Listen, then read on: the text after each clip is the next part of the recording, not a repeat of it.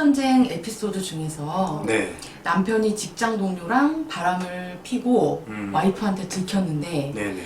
아내가 이제 가까스로 평정심을 되찾고 음. 다시 이제 남편이랑 잘 살아보려고 네. 이제 계속 이제 잠자리를 요구를 하는 그런 에피가 있었어요. 네. 근데 남편이 딱 거부하는 거죠. 잠자리를? 예, 네. 거부하는 거예요. 남편도 같이 잘 살아보기로 해놓고. 그러니까 거기서 아내가 나는 노력하고 있잖아. 네. 당신 정말 왜 그래? 네. 그거 봤을 때 정말 저도 너무 답답해서 감정이입이 되더라고요. 그래서 남편이 그 에피 속에서처럼 이렇게 자기가 잘못해놓고 외도 후에 와이프가 이렇게 잘해보자고 잠자리 요구하고 그러는데 그건 정말 왜 그러는 건가요? 일단 좀 진단이 좀 필요할 것 같은데 일단 좀 남편의 심리가 좀 궁금하실 겁니다. 그 잠자리를 거부하는 이유는 네. 이제 크게 한 3가지 정도가 있어요. 첫째는 이제 그 성기능 장애나 결벽증이 심한 경우에 잠자리가 안 돼요. 예. 성기능 장애나 결벽증 심한 경우에 잠자리가 안 돼요. 뭐 결벽증 있는 사람이 어떻게 잠자리를 하겠어요? 그렇죠. 예. 내가 발기부전이 있다, 조루가 있다 이런 사람들이 이제 성기능 장애 있기 때문에 자신감이 안 생겨서 성욕을 자기가 떨어뜨리는 경우들이 있어요. 근데 잠자리가 안 돼요. 근데 이 남편분 외도를 했단 말이지. 네. 그럼 이건 아니란 얘기예요. 그렇죠. 두 번째는 굉장히 자존감이 높은 사람들이 또 잠자리를 안 하려고 합니다, 잘. 그러니까 왜 그러냐면 자존감이 높다는 거는 결핍이 별로 없다는 얘기예요. 그렇죠. 우리가 배가 부르면 밥도 안 먹으려고 그러죠. 네. 배부른 상태에서 아무리 맛있는 음식이 있어도 별로 뭐 손이 안 가요. 네. 그게 인간 심리라고요. 네. 그렇기 때문에 자존감이 굉장히 높아도 사실 잠자리에 대한 중요도가 떨어지기 때문에 잠자리를 피한다기보다는 별로 찾질 않습니다. 네. 예, 근데 이 남편분 외도를 했잖아. 네. 두 번째 케이스는 아니죠. 그렇죠. 딴 데서 밥을 먹고 있으니까. 네. 자, 세 번째는 뭐냐. 이제 그 경우에 이제 이 성욕의 특징을 알아야 되는데 성욕은 그러니까 식사하고 같아요. 그러니까 리비도라고 이제 프로이트가 이제 얘기를 했는데 성욕을 네. 이제 성욕은 식사하고 식욕하고 비슷합니다. 네. 그러니까 때가 되면 먹고 싶은 거예요. 네. 예. 우리가 때가 되면 이제 식사하는 것처럼 네네. 우리가 배고픔을 느끼면 먹는 것이 이제 식욕이거든요. 네. 자, 근데 쉽게 얘기하면 이게 좀 저속한 표현이 될지 모르겠지만 식사로 비유를 할게요. 남편분 입장에서 아내를 안 먹고 싶은 거죠. 왜요? 그건 모르죠. 그 남편한테 물어봐야죠. 그러면은 다시 잘해보자고 가정으로 돌아오겠다고 하지 말았어야지. 꼭 섹스만 가지고 부부 생활이 되는 건 아니잖아. 그래도 부부 생활의 의무 아닌가요? 잠자리는? 의무일 수도 있죠. 네. 의무일 수도 있는데 네. 무슨 이유에서인지 모르겠지만 남편은 지금 아내분을 취하고 싶지 않은 거예요. 자, 봅시다. 네. 이 여성분이 예를 들어서 어떤 내담자가 오셨어요. 내담자가 오셔가지고 네. 우리 남편이 저랑 섹스를 안 하려고 그럽니다. 그리고 질문하신 목적은 뭘까? 섹스를 하고 싶어서? 그렇죠. 남편이랑. 그러면 답은 아주 간단해요. 네. 남편이 갖고 싶은 사람이 되면 되는 거예요.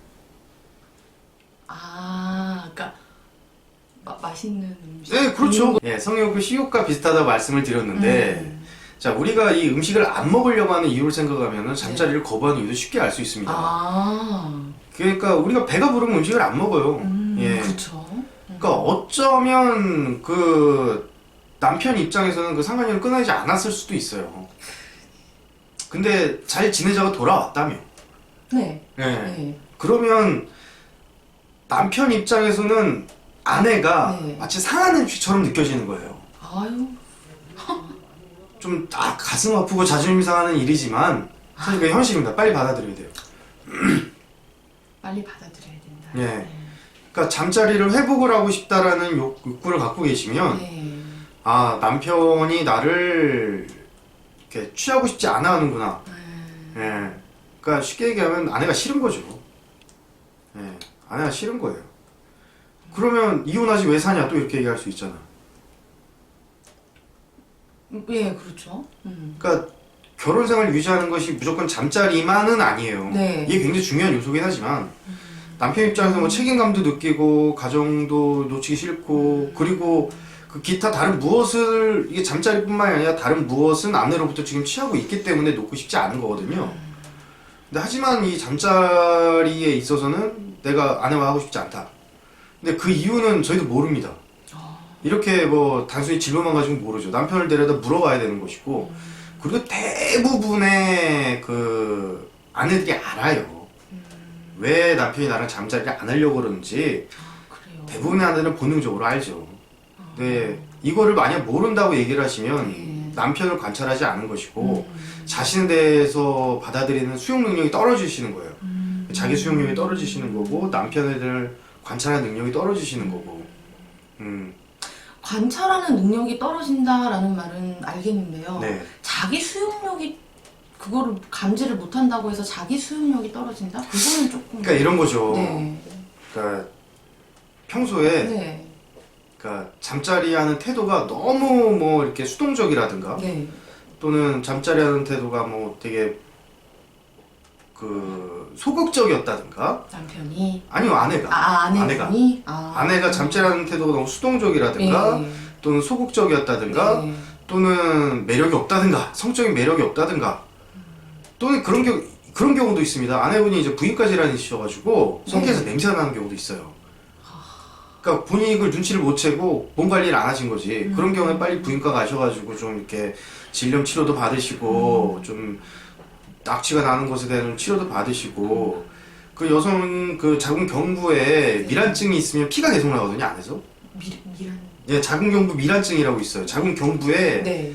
자궁경부가 헐어 있는 거예요. 이렇게 피부 이렇게 헐어 있는 것처럼.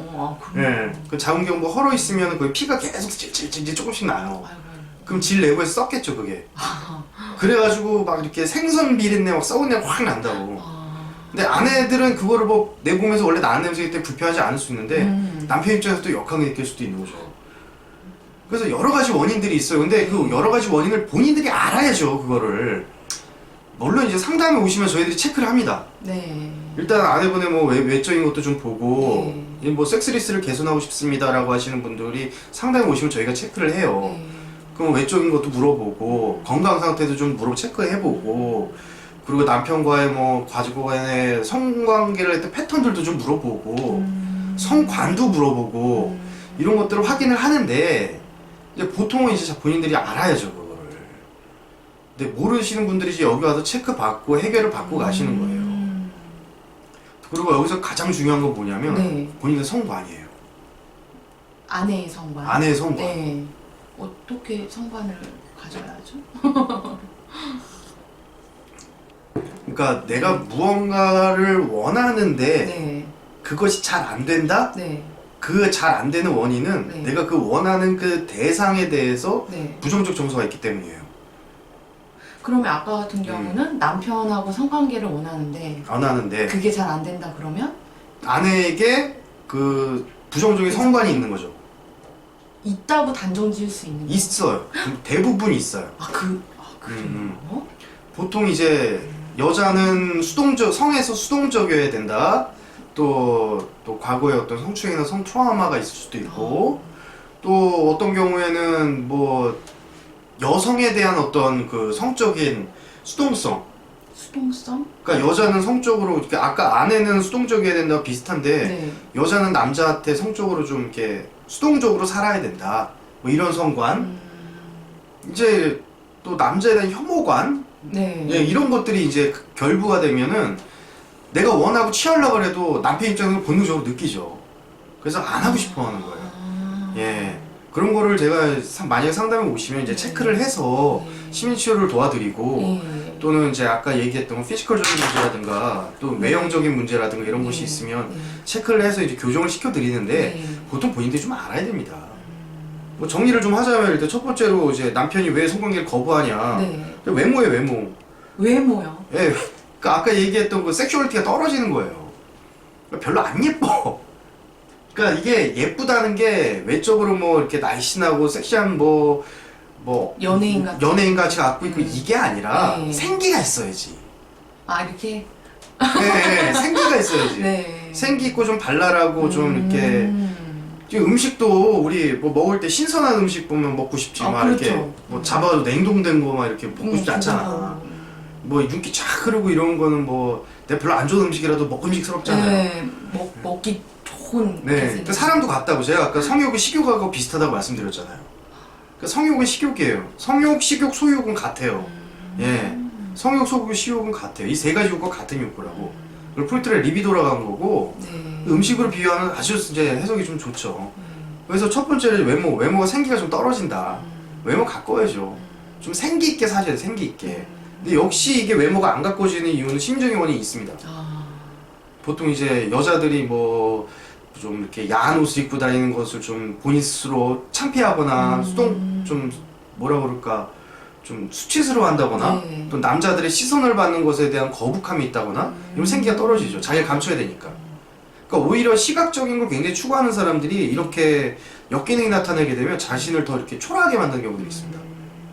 굉장히 시각적인 걸 추구하시는데도 불구하고 그러면 예쁨을 많이 받아야 되는데 시선 받는 게 싫은 거야. 그러면 그쵸. 자연적으로 이렇게 되죠. 예, 예. 네. 그런 상태에서 남편하고 성관계 개선하고 싶다? 그러니까 안 되는 거죠. 그거 안 되는구나. 예, 두 번째로 이제 신체적인 측면이 있는데 네. 아까 말씀드린 것처럼 막 미란증이 있다든가 네. 질염이 있다든가 네. 막 그런 경우에는 일단 몸에서 냄새가 좀 나잖아요. 남편 입장에서는 거북하게 느낄 수도 있죠. 예. 신체적인 문제. 그렇죠. 예. 이제 세 번째가 이제 뭐냐면 이제 네. 아까 말씀드린 것처럼 성관이에요, 성관. 네. 예. 성을 무엇이라고 생각하느냐. 예. 그러니까 제가 앞선 영상에서 늘 말씀드리지만 남자와 여자의 성이 나눠져 있는데 갑을 관계 따지고 보면 누구한테 있다? 여자가 갑. 예, 여자한테 있다.